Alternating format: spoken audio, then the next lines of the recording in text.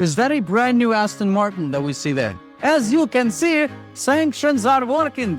We see brand new Aston Martin from Britain. Very nice. So were you born in the USSR? In my passport, I'm born in the USSR. If you had the cojones or the balls to be able to open up your own business in Russia in the 90s and survive all of the criminals that were constantly trying to go and steal from you, take your business, do harm to your family.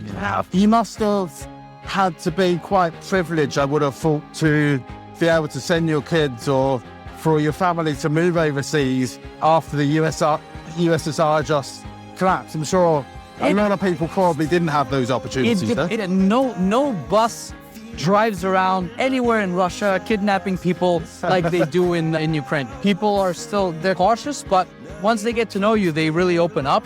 Hi there, guys. I'm Philip. This is Moscow Connect, and I'm a British guy standing here on the streets of Moscow, Russia. And today we've got a special guest for you. I'm here with Stanislav Filin, and he's a Russian man here in Russia, as well as a Canadian that spent time both overseas and back here in Russia. It's the first authentic Russian, I think we can say, that I've had on this channel, and it'll be good to obviously get his view on life at the moment in Russia and how life has perhaps changed over the last few years and where it's going for the future. I'm now here with Stan. Hi, Philip. Hello, Stan. Good to meet you. Likewise. Interesting that you mentioned authentic Russian, first one on their channel. I'm happy to break that record or be part of that record. For being part of that statistic of being the first authentic, people are going to say, what do you mean authentic Russian? He sounds American. That's because I lived in the States, I lived in Canada. I've been to the UK several times. I've been to many places in Europe. So I can compare and contrast and tell your audience how Russia has changed and answer any of your questions, basically. Having the sort of real perspective of someone that's grown up here but then also lived overseas is quite interesting. But let's roll right back to the beginning then, Stan. How was your upbringing? Where was that? Where did you grow up? And how did your sort of childhood and your sort of younger adult life look? Sure. I have nothing to complain about. I can't complain about my childhood. It was a fantastic childhood. It did have its challenges, of course, but basically, during the crazy 90s, my dad stayed in Russia for the most part. And what many Russians were doing, they were sending their families to live in safer countries. And we were one of those families. So I lived in Europe, in Canada, in the US. I would come back quite often. So I saw Russia in the 90s. Obviously, I was too small to work or too young, so I wasn't actually working. So were you born in the USSR? Yeah, I was. Yeah, I'm actually, in my passport, I'm born in the USSR. I have my passport from the USSR. Back. Okay, obviously, it's no longer valid, but I still have it. Yeah. So at the fall of the USSR, that's when a lot of families, if they had the opportunity to, started looking overseas to send their children and to help give their family experiences overseas. The thing is, whenever there is any kind of systemic collapse, when the system collapses, when it's difficult for people to earn money, when people see a civil war and they're not sure exactly if the country is going to survive or not because of outside forces controlling the country, then of course people are going to start leaving. This happens. It's normal. Human beings are, in a sense, like, yeah, we do have our culture. Each people have their own culture.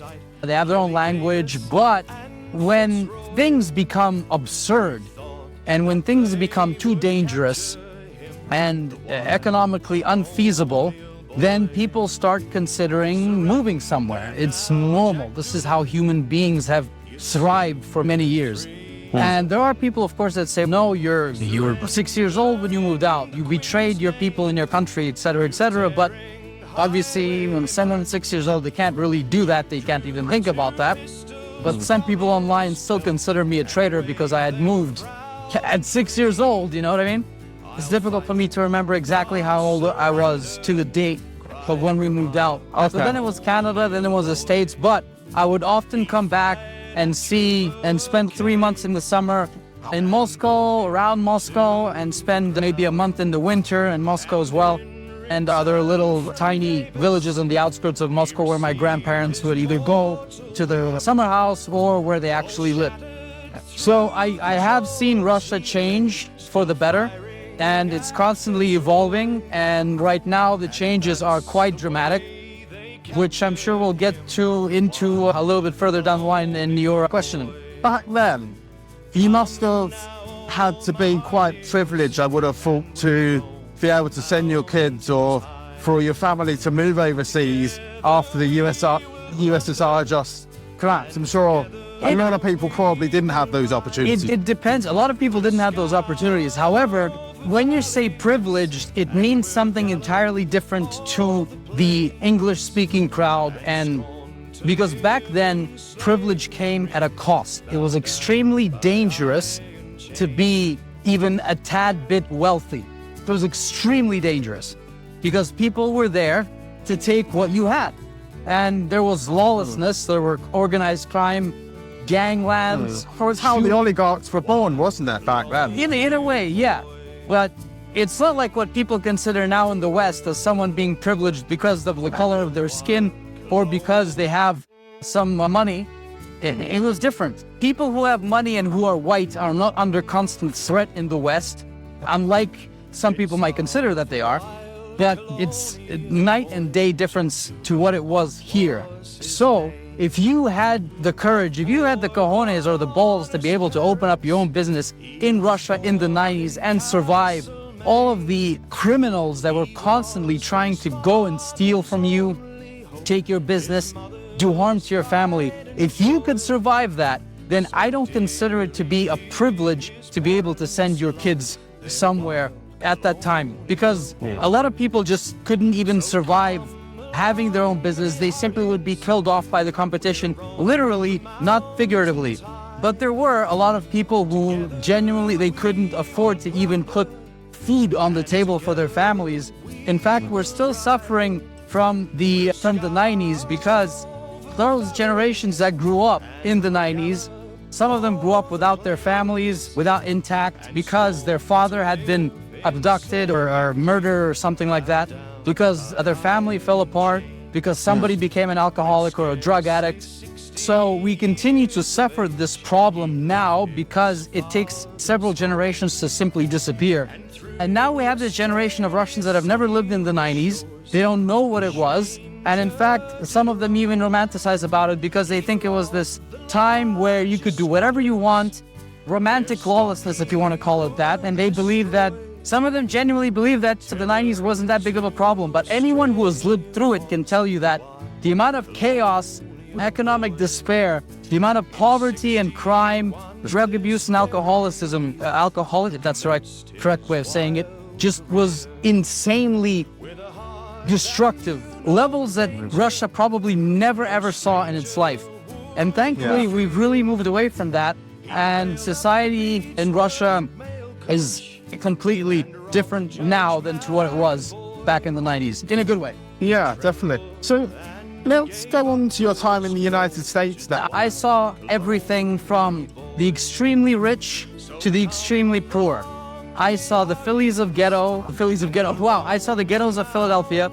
I saw the rich areas in the hills somewhere in New Jersey. I can't remember exactly where it was. I've been to Florida, I've been to Boca Raton, I've been on yachts, and I've been in dangerous situations where I was just walking back to the university campus and in front of me was like 20 to 30 gang members dressed in either all red or all blue, I just can't remember anymore. But it was either the Crips or the Bloods who were there by one of the dormitories waiting for somebody to come out. And I, as a white guy, just had to put on my hood and try and walk around them because I knew that it was a very dangerous situation. So I've seen it all in the States. I've seen the middle class, the ultra rich, and the really... I've been to the coal towns of Pennsylvania that used to thrive because they were coal mining towns. And because that industry had died down in the States, or in some areas virtually disappeared, people didn't move out. Some people moved out. Those who stayed faced extreme poverty. I've seen everything from A to Z. I believe I do have a very realistic view on the US, and there are many positives about that country. but there are also a lot of drawbacks.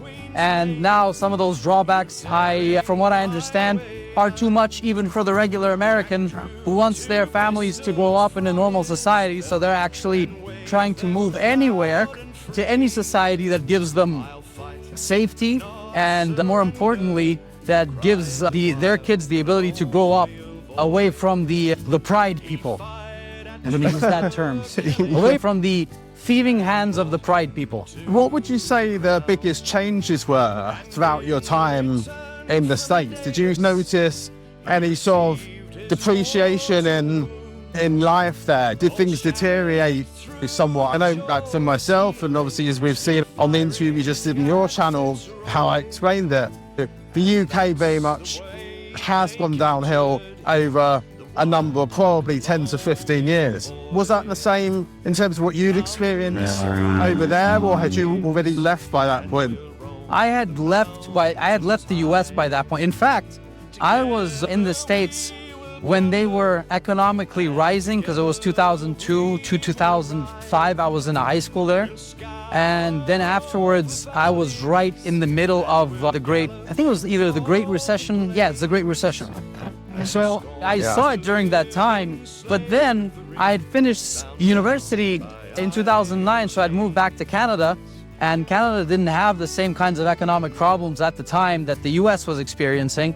So even though I saw a lot of the poverty with my own eyes while I was there, I can't really comment on the changes that occurred right then and there because I had moved to Canada, if we want to talk about that time.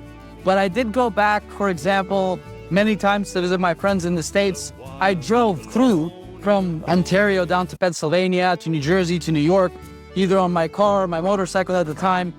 And I could see, I saw despair, I saw poverty. For example, if you go from Niagara Falls down through New York towards Pennsylvania, I can't remember what city it is and maybe your subscribers can help me out, but it's right on the border of Niagara Falls. I'm not sure if it's Rochester or it's not Albany. Either way, basically as you're driving through, you just see the almost complete deindustrialization of that whole area. It's almost shocking. On my way back from my friend's place in Pennsylvania, I had to stop off to put gas is an American term, fuel into the bike. I'm just remembering Jeremy Clarkson now on one of the shows when he says that the Americans call a liquid a gas. Anyway, so I had to stop off to put fuel in my motorcycle, and as I had stopped in this really bad neighborhood, a policeman pulled up and he was looking at me like I was his eyes told me, "You're not supposed to be here, white boy. You're in danger, and I'm gonna stand here while you fuel up and get the hell out of here." And he was just in shock. He was like, "What are you doing in this neighborhood?" And I needed some fuel, that's all. I saw the changes in some areas, but as a whole, from my understanding, the US went through a whole bunch of different phases after 2009 of people getting more rich, people getting more poor. And after COVID, from my understanding, the inflation made it a whole lot worse. And as far as immigrants, in Canada, for example, not recently, but in the years that Trudeau has been in power, and now he's no longer the Prime Minister of Canada, they based their whole economic system and economic growth on migrants. So the growth of their GDP, they expected migrants to take care of it by immigrating to Canada and investing their money. And it's understandable, but what they had done was they've invited so many different people, mostly from Asian countries, that there's not enough housing. This drove housing costs. This drove costs of living. And they've messed this whole situation up so badly that I can't remember if it's over 50% or right around 50%, but even immigrants who come to Canada are like, what the hell?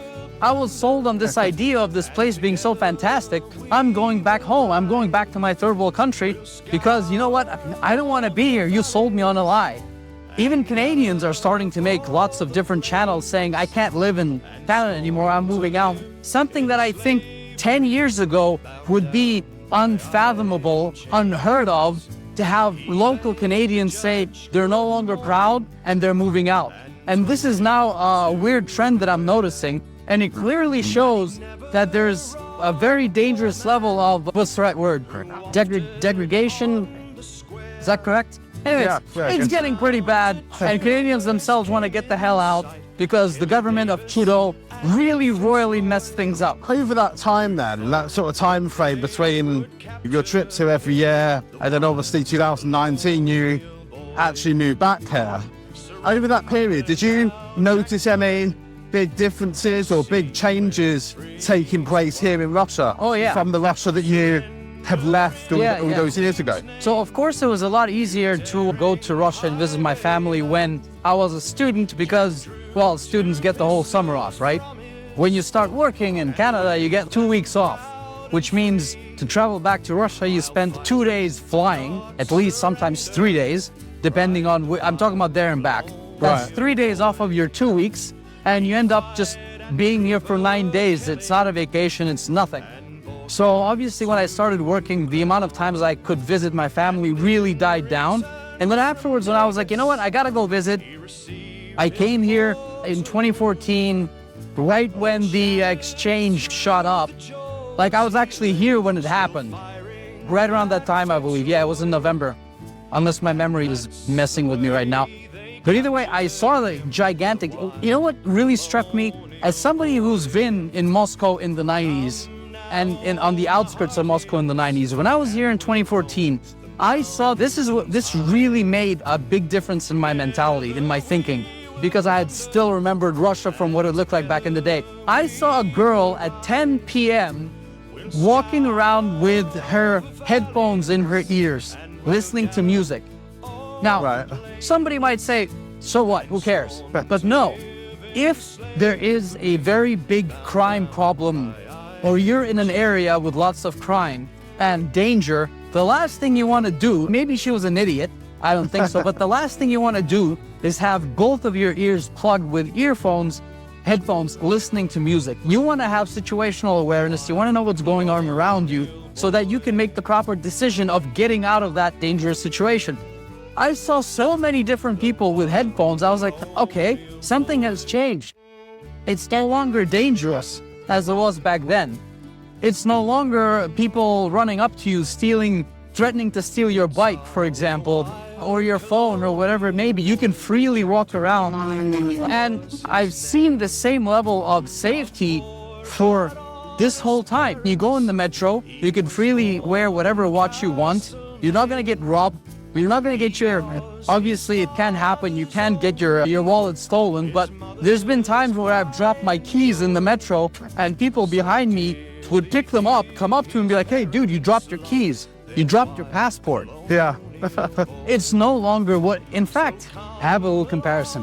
But one time, this was on my Facebook, I had taken a picture of somebody leaving money, this was in Canada, in Montreal, on the front seat of their car. And I'm like, hey, look, it's Canada. People are leaving like $200 and no one's taking it. Yeah. No longer the case, by the way. But recently I saw the same thing in Moscow. Some guy forgot his money that he left on the front seat of his car. And I'm like, huh, we've come to that then. Is that you shouldn't be that stupid, but it's no longer that dangerous. It's no longer you wake up and your windshield wipers are gone, your radio is gone, your wheels are gone. People, something that you don't know, maybe, is here we used to have in many neighborhoods what we would call shells. It's like a seashell. But basically this was for your vehicle. It was a piece of metal that would open up like a shell. And people would put these metallic shells on public parking spaces, basically taking over public spaces and taking it for themselves. And you would go in and you would park your car, and this was outside. You would take this metal shell, you would put it over your car, you would lock it into the ground sometimes, and that's where your car would be. And even then, cars would get stolen from them. My grandfather had basically one of these types of shells, and Moscow and other cities used to be full of them. Now, I haven't seen one in ages. I've only seen them online. And now, take a look at any neighborhoods, you will not see a single one again. And maybe one relic will be left over somewhere, but they're basically gone, which indicates the level of safety that is in this city and country. Yeah, no, and it does feel so safe here, and as I've said many times, I feel much safer than I did in the UK here. And I think a lot of people do. Time when they move here, all of a sudden, they have one perception of Russia because they're thinking history and they're thinking dating back to USSR times and over that period, what they've heard on the international media. But actually, it's one of the safest, most beautiful cities I've ever lived in. Moving forward then to 2022. Sure. I'm looking back now and thinking about it, and obviously she was my girlfriend at the time, but I know my wife at the time, so my wife now girlfriend at the time, was obviously getting very upset by the whole situation. Quite a lot of people within Russia they were quite anxious in terms of what was going on. How was that time for you when going back to 2022, when the conflict started to begin as a normal Russian here at the time when everything was going on? Technically, the conflict began long time ago, but in 2022, on the 24th of February, I got woken up by a call from a buddy of mine from the military academy that I went to in the US. And as soon as I saw him calling me, I'm like, what is he doing? Why is he calling me? Something must have happened. And I know the 2 days prior to that, there was a lot of military activity from the Ukrainian side. They were bombing the Eastern republics heavily.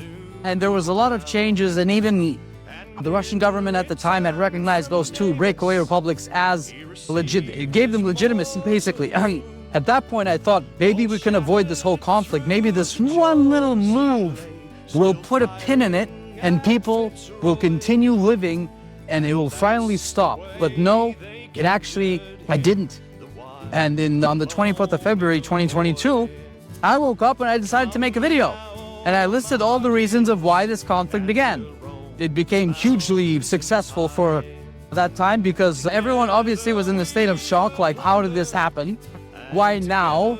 And from what I can say is, neither my brother nor myself, we did not flee, we did not leave. A whole bunch of Russians did leave. Most of them ended up coming back.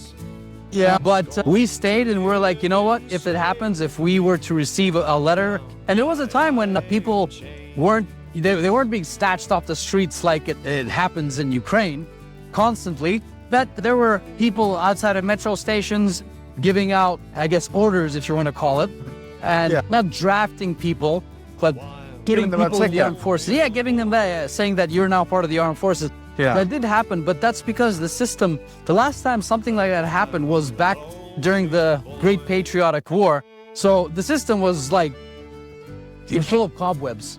It wasn't working. And all of a sudden this happens, they're like, oh, we have to have this kind of system start up again. So after they had a whole bunch of complaints of people getting drafted who weren't supposed to be drafted, they fixed the problem. And as you can see, the majority of Russians are walking around and they have no fear, absolutely no fear whatsoever of being drafted. Yeah, so that's what I wanted to get on to then. I think originally at the start, there was a bit more fear because it was something new. It's fear of the unknown. Exactly. But now, people are out and about, the restaurants are pretty much full, the bars and pubs and everything else. There's full people out enjoying themselves. People don't really discuss it anymore, do they? In fact, it's a bit surreal, and it gives me mixed feelings because when I was a year ago, or that was 2 years ago already, time flies, I was in Rostov-on-Don, Rostov-na-Donu, and that was 170 kilometers away from the front line at the time, which is incredibly close. Yeah. I think 170 or 180, something like that.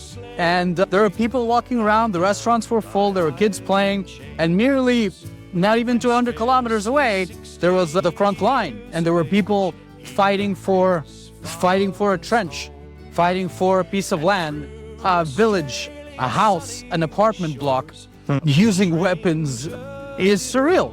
There's a lot of volunteers in the army, and the Russian army does pay quite a bit for people to join up. And that's why you see a lot of people not from bigger cities, but from smaller cities somewhere far from central Russia. Basically, those who want to earn a little bit more money, or a lot more money, they'll end up joining. Yeah, we have nothing like that. Yeah, no bus drives around anywhere in Russia kidnapping people like they do in Ukraine.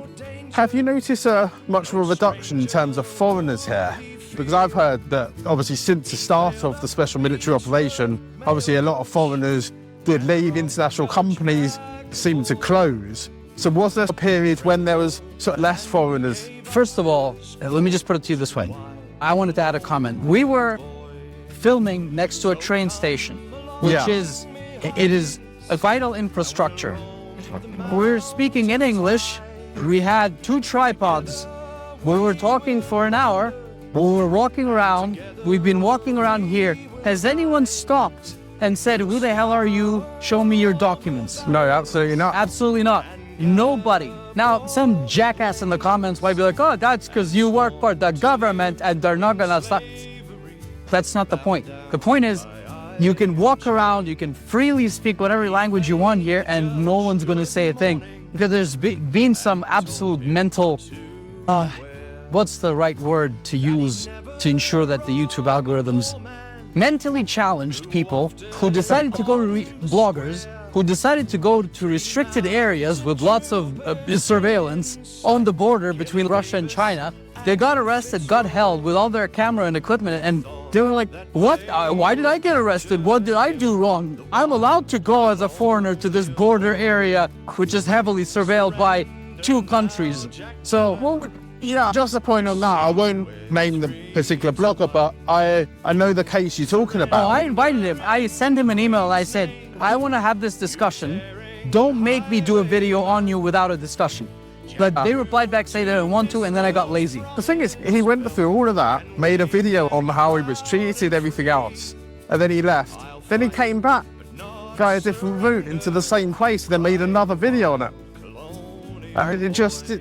Honestly, yeah. Again, that's the first thing that, now, I just wanted to point that out, that we weren't harassed. Nobody came up and talked to us asked us about a bunch of questions. I think it's safe to assume that the amount of foreigners from Western countries has decreased. It makes sense.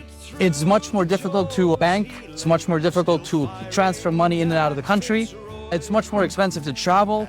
There have been companies that have left, but they were replaced by locals or companies from other countries. So I think it makes sense to say that, yeah, there's a lot less foreigners from Western countries. So as a Russian, and if you think about your perhaps Russian friendship groups here, what's the sort of perception of Westerners or people from these unfriendly countries when they come to Russia? Have you got negative views against them? Are you quite welcoming? Do you want more people to come and experience what Russia's like from Western countries? I'm going to give a very generic, broad answer. I think that the younger Russians are way too friendly, and the older generations are way too, I call it unfriendly, in the sense where maybe that's how it is online, maybe that's how it is how I see it in videos, but it seems that the younger ones really want to know a lot about Western countries, Western people. They're very welcoming and open to Western brands. They wear shirts and jackets with American flags on them, right? Even like NASA writing. But I think that the older generation are very, again, I'm being very general here. I could be wrong. But I feel that the younger ones are much more trusting and the older generation are much more distrusting. But all in all, if you take all of it together, people are they're cautious, but once they get to know you, they really open up and you become a very good friend that they'll feed you, they'll make sure that you're satisfied, that you've had all the water or a liquor that you need, you've been fed, you're safe, you have a place to stay. So generally speaking, quite open, but the younger generations are much more open. Yeah. And do you think that's because the younger generations have grown up more with Hollywood, with access to internet, social media, all the rest of it, whereas the USSR, it was a bit more restrictive in those sorts of times, and there wasn't as much access, should we say, to Western things? It's a bit of both. So the younger generation, of course, they grew up on Hollywood and American brands, European brands. However, the older generation did live through the period where the country basically opened up. The country said, okay, we're going to try your way of life now. We're going to open up. We're going to be friends. And unfortunately, that didn't really bring us a lot of good. That brought a lot of despair, destruction, civil war, and that generation that lived through that, they're like, no, we're not going to be that friendly anymore. We're not going to be that open. Individually, to a single person, sure. But to the other governments or other nations as a whole, no, they're not going to be as open because they lived through that period. They're like, we wanted to be your friends. We said, fine, yes. And you spat in our faces. You walked all over us. You took advantage of our almost childish curiosity and you completely threw it down the trash. So what do you expect? What do they expect? You expect this generation to all of a sudden say, you know what? You made an ass out of me. You made a fool out of me the first time. How about you do it again? Of course they're not going to trust people, which makes it makes sense completely. And can I ask, do regular Russians know much about the 702 decree and some of the initiatives the government's putting into place to try and attract people from unfriendly Western countries? I see it on the news, but it doesn't really concern them. So I don't really believe they know much about those, unless they have a family member, a relative who wants to move to Russia and they don't have documents. Then most likely they're not going to know anything about it. They might just hear it or read it somewhere and read a bit about it somewhere in the news. That's it. Do you think this kind of immigration is good for Russia or bad for Russia? Every country would be a lot better off if their native populations were reproducing to the level of at least keeping the same amount of people or growing. Every country would be better off because there wouldn't be any kinds of problems related to, hey, you're a British guy and you're in my country, or hey, you're Russian and you're in my country. It makes complete logical sense, right? So in Russia, we have 120 plus different nationalities. It's quite difficult to manage a country like that, but at least they're here on their native land. When you have foreigners coming in with a different type of culture, of course, it's going to change things, and some people might say, hey, we don't want you here, go back to your country. It makes entirely complete sense. However, and the majority of rich and Western countries are facing the same crisis, when you are way below your your rate of, not fertility rate, but below 2.1 in the amount of kids per woman, I forget the name of the rate for some reason. When you're below that, your country must survive. And for your country to survive, you must have a net positive immigration. Now, what kind of immigration you happen to attract is entirely up to your policies. And of course, every country wants to have rich immigrants come in that can assimilate into their country's culture and contribute to the economy. But unfortunately, that's not always the case. And you'll have migrants from poorer countries coming in, sometimes doing jobs that locals don't want to do, sometimes causing crime, causing tension within the country, causing all kinds of problems. It's good and it's bad. It depends on how you look at it. It's a very delicate matter. And the only way for a country to survive, let's say with a low fertility rate, is for the efficiency of every single citizen in the country increasing more than the negative costs associated with the reduction in the population. So if it's more efficient, then you know what? The reduction in population is not too bad. Now, however, if the regular everyday citizen is not increasing their efficiency in terms of contribution to the GDP, etc., then you kind of have a problem because you're going to have less people buying stuff. And less people buying stuff is bad for the economy. Less people around is bad for companies who need people to work. So in this case, if you don't multiply your population naturally through the fun, natural way, then you gotta substitute it with migrants. And unfortunately, that's the world most Western countries live in currently because of, it's a whole different discussion, because of feminism, because of opportunities, because of telling women that instead of being at home with their family and being happy and having 5 or 6 grandchildren around them when they're old, it's best to go work for someone that gives no shits about them and will fire them on the spot. So since the world convinced women that's better, we've seen a decrease in overall fertility, and now we're in this shitty situation. As much as Russia and the government likes to talk about family values, And it's good to talk about family values from the top because you have to set the tone from the top to ensure that everyone else is working all together. Even though the tone is set at the top, we're still not being as extreme as we need to be able to ensure the survival of our culture, our language, and our nationality into the future. So we're seeing similar things with migrants coming to work here, but our government's a lot more strict than yours, for example. Yeah. We deport and ship them out quite often, especially if there's anyone making any kinds of problems. Then we have huge raids that happens in migrant communities where police, special police will come in and they'll try to find the perpetrators and kick them out and punish anyone who's helping them out. Yeah. So the Oman? well, that's a particular type of special police, but in general, there's a variety of different groups. Can I ask then, what do shared values mean to you? We hear a lot at the moment, especially when it comes to the 702 decree, and have quite a lot of people watching, quite interested in moving to Russia under that sort of scheme. When Russia says that it wants people that share traditional Russian values, family values, cultural values, spiritual values, what's the reality of what that actually means? What that means to me is if somebody who wants to practice their faith and they want to have their families safe from the rainbow mafia and the alphabet people, if they want their kids and their families safe from them, if they want to contribute to the economy, if they want to assimilate, okay?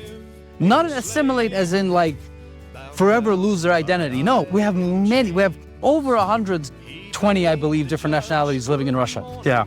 If you want to be a law-abiding citizen, contribute to the economy, then you're welcome. And I believe that's what it means to me. Those are the shared values. Most important shared value is making sure that your kids have a bright, happy future. And I hope that anyone who wants to move here, because they have those values, I hope that they succeed. Because unfortunately, and I'm being realistic here, moving here is, especially if you don't have a relative who's Russian, or you don't have a wife or a husband who's Russian, moving here is an absolute bureaucratic nightmare. It's horrible. The country has never been open. It's never been this open to Western foreigners. We have had people from the West move to Russia during our history. Yeah. In the Russian Empire, in the beginning of the Soviet Union, it has happened, but not like this. So this is something new. We had lots of migrants come from the Asian countries like Kazakhstan, Uzbekistan, Kyrgyzstan, etc. They were part of the Soviet Union. We're used to that. We're used to people just coming here and they wanted to work as a taxi driver or a delivery person or as a cleaner. But unfortunately, it is my opinion that Russia is really missing out on a lot of potential people who can come here and really contribute to the economy because we are just, in some cases, extremely slow to react to these kinds of changes, to these kinds of opportunities. And our marketing, we can do a few things. Russians can build tanks, bridges, submarines, airplanes. We can build spaceships. We can build a lot of different things. Yeah. We have musicians, poets, writers, everyone. We have fantastic cameras back during the USSR days. I don't know if they've resurrected them or not. Microphones, TVs, whatever you want. Yeah. But we're shit at building cars and we're shit at marketing. And we're missing this great opportunity, in my opinion, of being able to take in all these different types of immigrants from the West that can really actually contribute to the economy. Yeah. That's my opinion. Someone might say, hey, Stan, you have no idea what you're talking about. You're a nobody to nothing. And sure, that may be your opinion. But I'm not the only one that says that Russia's really bad at marketing. We just somehow lack that skill. And what would you say to people that they're thinking about coming here, they're on the fence, they share traditional values, they're against the sort of woke culture that has become in their own country, but they're skeptical, they're perhaps a bit scared. They've obviously seen the media, they've seen what things are saying on the TV, etc. What would you say to those people? What is Russia really? Is it as scary as the propaganda and the Western media makes it out to be? Or should people come here, experience it and see for themselves? If you want to come here and you want to contribute in a positive way, then Russia is open. In this case, it's safe, it's clean, food's great, people are friendly. If you are one of those people that want to cause trouble and want to bring only negative things to Russia, then we're extremely dangerous, we're extremely unfriendly, we're extremely aggressive, and we'll defend every inch from anyone. So that would be that. And again, if you want to be a positive member of society, then sure. Just Russia is not for everyone, just like Sri Lanka is not for everyone and UK is not for everyone. So just don't burn your bridges, because you might find it a bit too Russian for you here, and you might want to come back to your own country. And that's okay. If you want to come, check it out. No one's going to do anything to you, you'll be fine. But if you want to do some bad stuff, guess what? We're very dangerous, scary, dislikable, and aggressive people. So don't come here in this case. Stanislav, thank you. Thank you very much, Philip. So, guys, you've heard it. Russia's not a scary place. Come and check it out for yourselves. I think you'll be quite surprised in terms of what you actually see when you get here. Now, Stan has his own channel. I'm going to link it down in the description below, and you can go and check it out right now, where he interviews me by that fountain over there. And you'll find out what is life like in the UK, what's the differences between UK life and here, and we get slightly, or maybe a bit more than slightly, political. So, like There's no slightly in that. Sorry to interrupt. We get very political. Okay, very political. So yes, you'll find out. Go to the Stan's channel now. Like I say, the description, the channel name is in the description below. And until then, we'll see you guys on another video very soon. Is that a brand new Aston Martin that we see there? Yeah. Typical British car. Or is it a Jaguar? No, it's an Aston Martin. From the logo and the two Aston Martin on the back. So, as you can see, sanctions are working. We see brand new Aston Martin from Britain. Very nice. From Britain we love. Yeah, exactly. До свидания. Ciao.